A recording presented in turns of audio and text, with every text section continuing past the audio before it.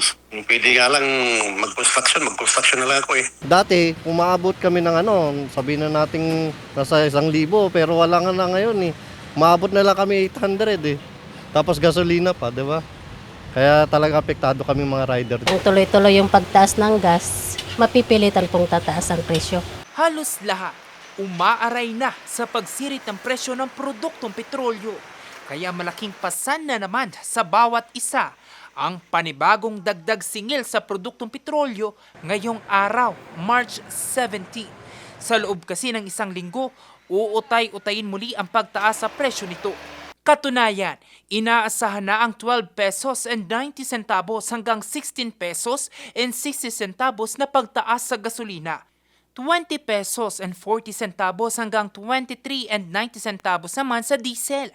At sa kerosene, naglalaro sa 6 and 90 centavo hanggang 8 and 90 centavo ang taas sa presyo.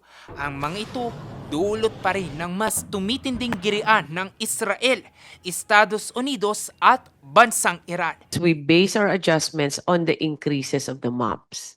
Okay, so according to our calculation, diesel at the highest in Metro Manila would be at 114.90.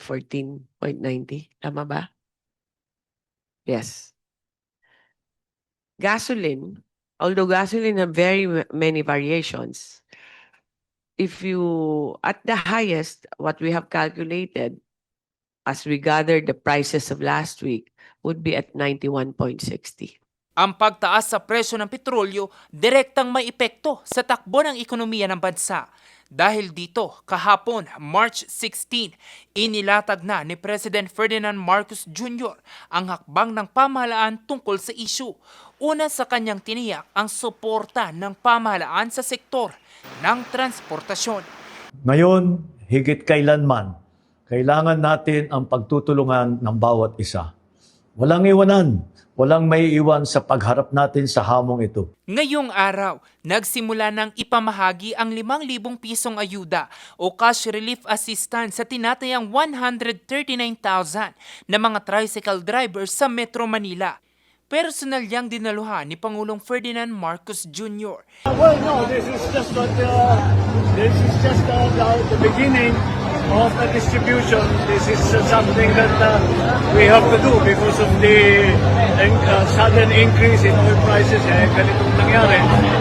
Pataas na pataas ang lahat ng petroleum product. Kaya we have to do this para matulungan naman ang ating. We will do 30,000 of the tricycle drivers.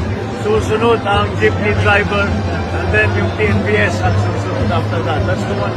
Medyo kasi our records are not hindi kompletong record natin sa TNBS.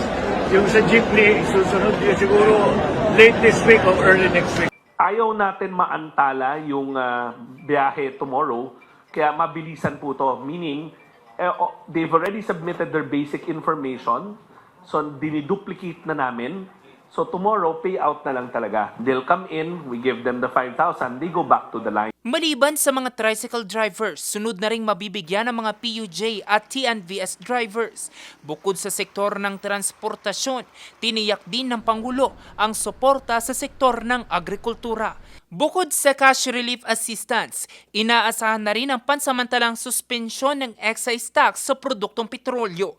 Ito'y matapos aprobahan ng 247 na mga kongresista sa ikatlong pagbasa kahapon, March 16, ang panukalang batas na magbibigay ng emergency powers kay Pangulong Ferdinand Marcos Jr. Ito'y kung sumampa na sa $80 kada bariles ang halaga ng langis sa merkado sa loob ng isang buwan. Kung magkataon, 6 hanggang 10 piso ang mababawas sa presyo ng mga produktong petrolyo. Lahat ng pwedeng makuha natin as discount or para mapababa yung presyo ng gasolina, 4 days work, plus eto, plus yung excise tax, kahit papano makatulong tayo. Malaking bagay na yun. Kasi Ang sabi, 5,000. sa ngayon, pinag-aaralan na rin ang pagrepaso sa Oil Deregulation Law. Jose Robert Inventor RNG News.